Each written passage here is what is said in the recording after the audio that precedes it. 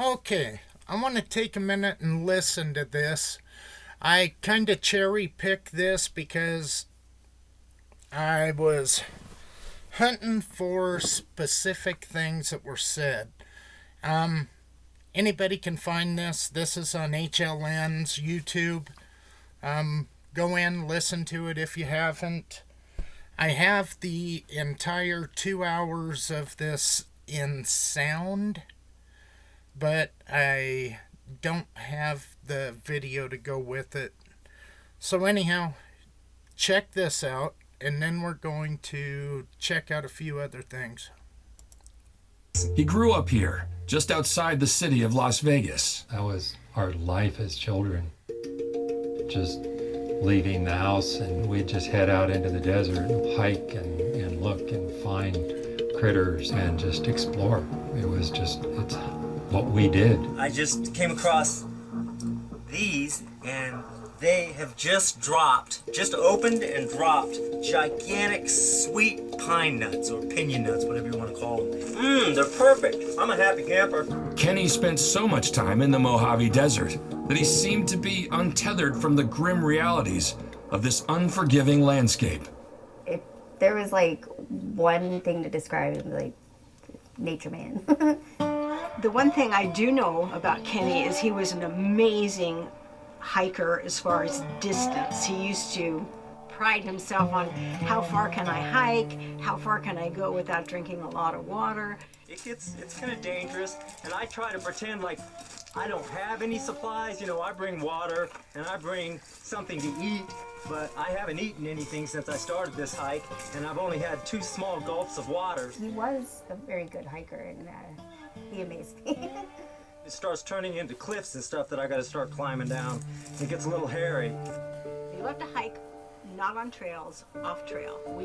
I call it wild hiking, kind of like wild camping. It's not a campground. It wasn't a hiking trail. We just trailblazed through the desert. And sometimes we would spend 9 hours together in the desert. But usually his hikes by himself were overnight trips. So I slept up in these mountains, and it's pretty high. And they were never really usually one night. It was always 2, possibly 4 nights, because he could carry enough water with him. I'll put a pack on and hike up to 15 to 20 miles just to get to the mountain. And then I'll climb all the way to the top of the mountain. No matter how I gotta get there, I climb and climb and climb. And when I get to the top, I spend the night, no matter how many times I feel like spending the night, however long my water supply lasts. And I come back down the mountain a different way. And it was during one of these far off the beaten path nature hikes where Kenny said he stumbled upon the mysterious cave that he claimed was emitting some kind of seemingly supernatural force. And that's where the mystery begins. Every time I go out into the desert exploring, Okay.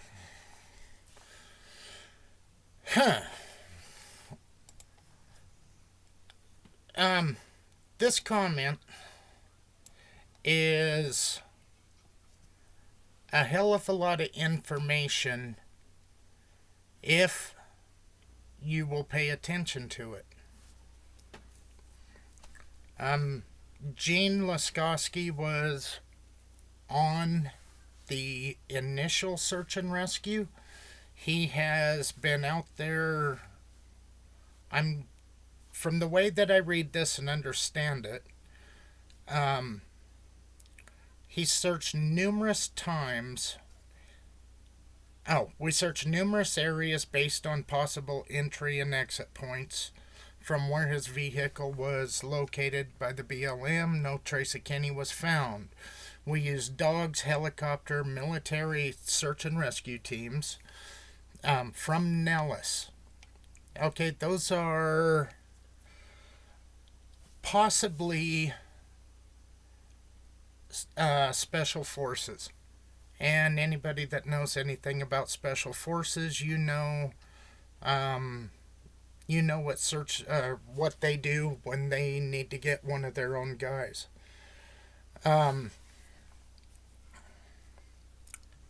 There was a part in here that I wanted to cover, but okay, right here.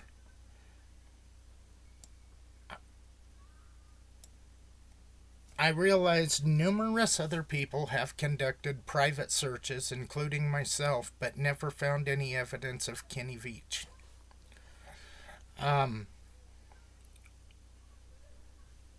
And then, oh, wait. Oh, where is it? Okay.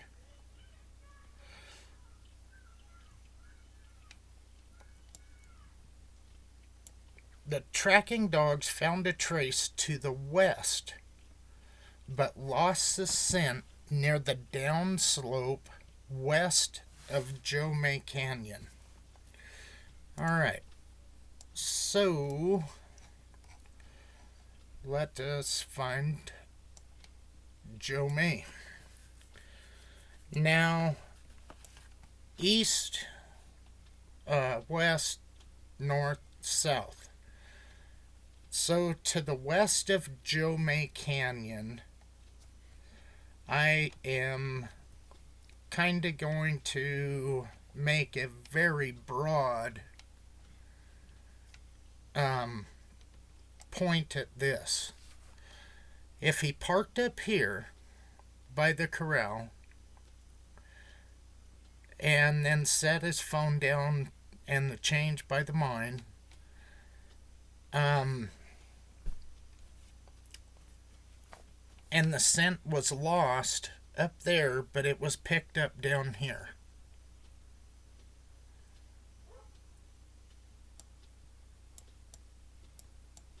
How did he get from here to down here with no scent, unless he backtracked directly in his tracks, but then from his car the dogs should have hit on the freshest scent, which means the dogs would have went from where his car was located straight out here.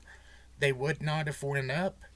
They would have came straight out here, because that's just the way scent molecules work. I mean, sorry, that's just the way it is. Something that I wanted to talk about that he discusses with me in here: search and rescue teams use the UTM, Universal Transverse Mercator. Okay, if you do not know what that is, this is a grid overlay that you can put over maps. You have the LKP, and in this situation you would have two. LKP means last known position. Okay, you have his car, you have a scent coming to the mine, the scent goes cold. Then the scent is picked up out here.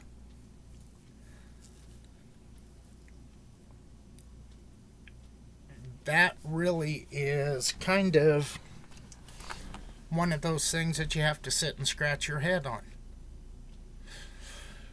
So, anyhow, hopefully, let me see. When you lay one of these grids over, I wish I had the feature that I could put this over. And when I talk about, in order to do an effective search, you have to go back and forth, back and forth. Now, I do realize once you get up into these cliff faces and into these peaks, you're not going to be able to cover every inch of that. The terrain just isn't going to let it happen. And so that was never my implication. My implication was, if you have a overview, now this is pretty wide, I would not worry about it, but back up here where everything gets tighter and steeper, if I have a good spot that I could sit, and I could sit there with binoculars or a spotting scope. Here, let's clarify what a spotting scope is, because that has been a little bit difficult, I'm assuming. These are spotting scopes. And what they do, this one's 20 by 60 by 90. So it's 20 to 60 times the power of your eye. The 90, if you go to max power, you are going to be covering a distance possibly down to the circle. The field of view would be less than, or right about 90 yards. And so if you're looking at something that is, this is a figure of speech. If you're looking at something that is, say from this little outcropping across into here, say that's 1,000 yards. What you're going to be doing is pinpointing that down to where you're going to be covering, and you're going to be magnifying everything to a point that you ought to be able to pick out abnormalities. And so when I say spotting scopes, binoculars, things like that, all they are is different things that will help you be able to see more than you can see with your naked eye. If you are taking a video camera, you already have a tripod. Every one of these, the base will screw straight onto a tripod. I mean, almost all of them come with their own base. The only thing I don't like about these little bases like that is now if you're in an area that has cactus, you get to lay in the cactus, as opposed to if you use your camera tripod, then you can adjust your camera tripod and you can just look through the scope comfortably.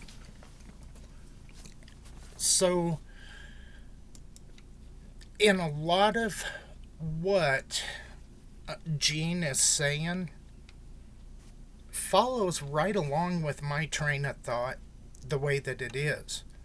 You want to go out and you want to try, okay, and I'm not taking a jab at anybody that's went out there. If you go out there and you follow this trail, then you come over the ridge, you come down, and you go right back through here, you come back out onto the desert floor, and you walk around to your vehicle. Okay, other than a storm, say, let's just go with the theoretical. Say Kenny tucked into one of these canyons, or for whatever reason he got snake bit, so he found a little cubby hole to hide out in or to try to get into, and he went ahead and died. And then you have big storms come through there, snowstorms, rainstorms, whatever, and you have erosion, and now you have bones that start to wash down. This is theoretical. Theoretical means it is just an idea. It is a proposal per se. It's not factual, it's an idea. So theoretically, you could have that skull get kicked out in the runoff. Okay, here where I am, we get a hell of a lot of snow.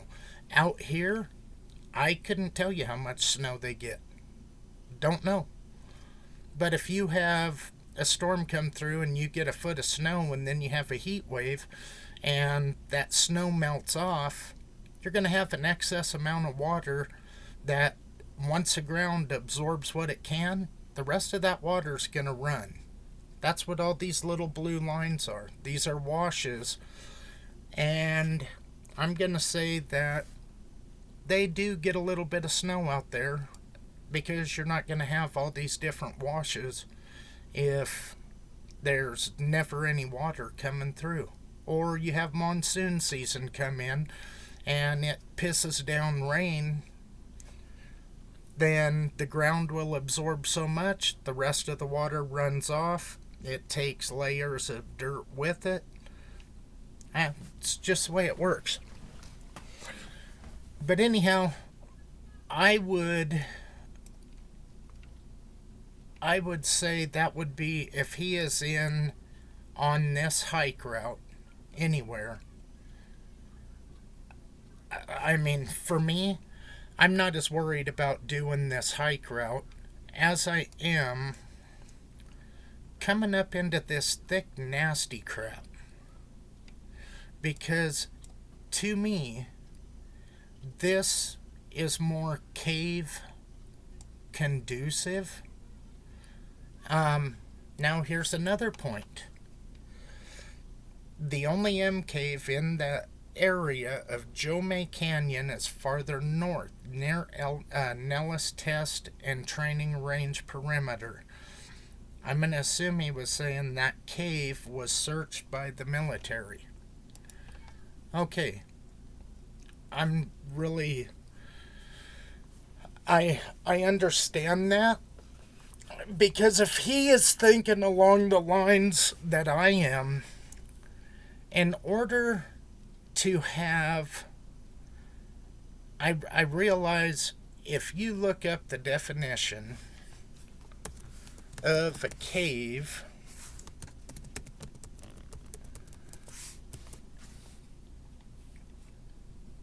a hollow or natural passage under or into the earth, especially one with an opening to the surface. Okay. We have all seen when Jeff Claw came out here and hiked back up in here, and I think he came up one of these two first. There were holes in the ground all over out there. So, is Gene thinking along the lines that I am, where I am going to want to be a little bit lower because it is more conducive to what I picture as a cave. When I see things up here, a person, the old miners, if they found a vein of something, they could have tunneled straight through, and then you would have a tunnel, or they could have followed a vein back. They were digging up something, because right here's a mine. The shaft goes straight down. It really doesn't go anywhere from that. But it just is what it is. So anyhow, when I am showing things down on the low, my thought is, if you're going to have caves, little cubby holes, and I realize they are all over out there, but my mental image of a cave is something, not the caverns. I'm not seeing the stalactite and the caverns and everything like that, but I'm leaning more towards, my mental image when I think of a cave. Here's a cave. That sucker's going in, and it's going into the hill. That's just my thought. I'm not here to convince anybody else what to think. This is just the shit that rattles around in my own head. But that would be a cave. So, anyhow, hopefully that kind of clears up some stuff. And I really don't know. I don't know where I ain't even going to go up there, because it's irrelevant and I don't know. But, yeah, I really am starting to wonder, how did that scent get from the mine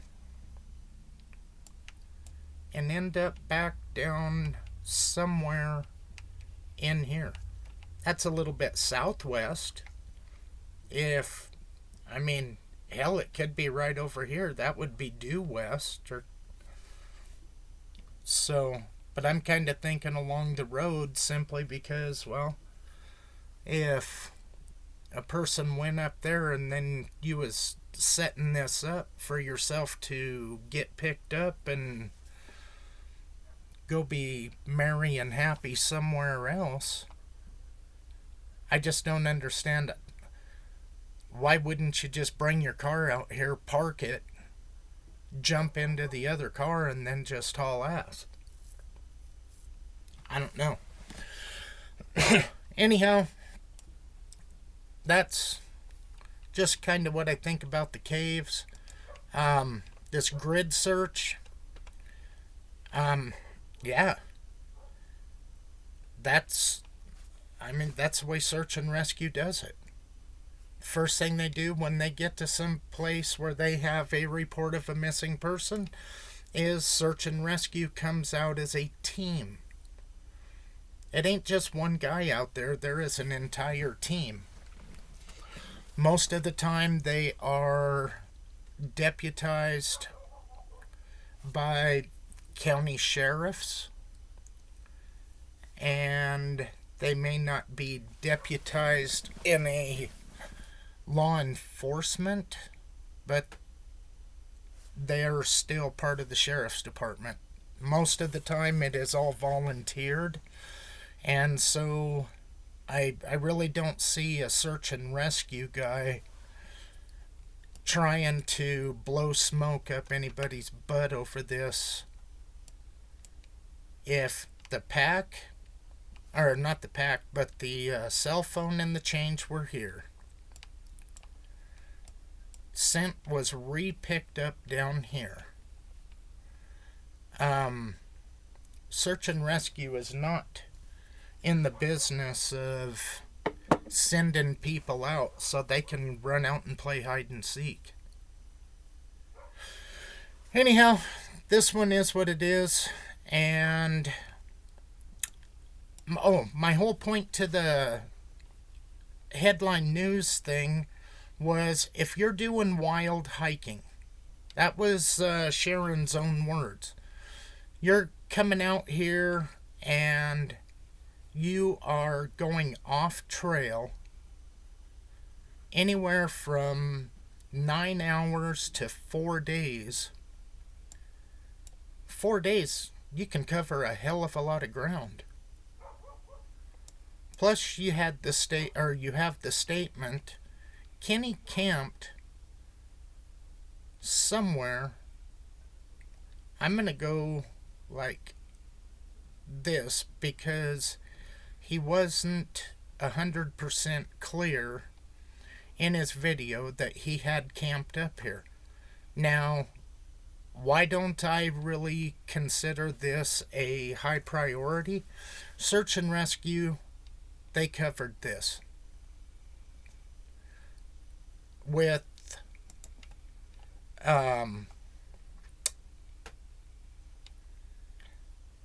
dogs, helicopter, and military search and rescue. So I'm kind of thinking all the obvious places would have been covered, and I think it's going to be something that would be a little bit more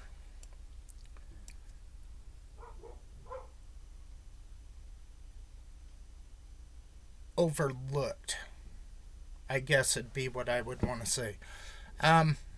If you look